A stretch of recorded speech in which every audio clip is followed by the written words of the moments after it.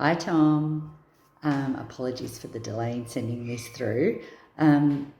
So I guess in finishing the program and having my thoughts on what I've achieved, it's been really monumental. Before starting the program with you, I think my HbA1c was around 6.8, which technically, according to my doctors and endos, is really good, but I really wanted to fine-tune things up. My average glucose, I think, was in the high 7s or mid 7s.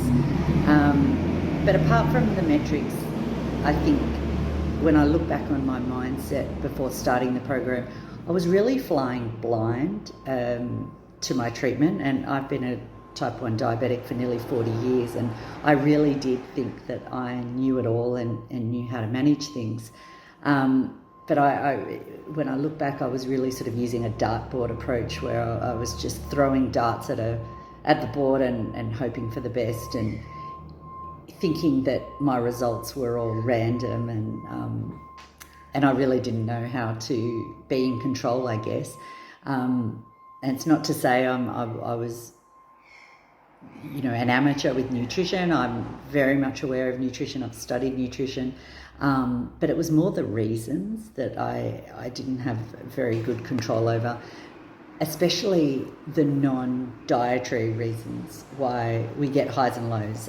Before starting the program, I really didn't factor in things like stress or sleep.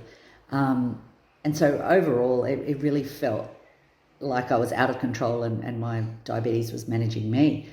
And I guess the biggest wins we had on the program was really discovering and mastering all of the tools that you teach on the program. I just didn't know these sorts of things existed, like bolusing for the dawn phenomenon, bolusing for foot to floor, the importance of pre-meal timings. I just wish I knew all this, 20, 30 years ago. All of my markers lowered over the 12 weeks. My HbA1c is now around 5.7, which I'm really happy about. But more importantly, my time in target range is, for at least half of the week, between 90 and 100, which I'm really happy about. I can't remember the last time I was higher than about a 12. So I did really fine-tune things, which is what I was aiming for in the program.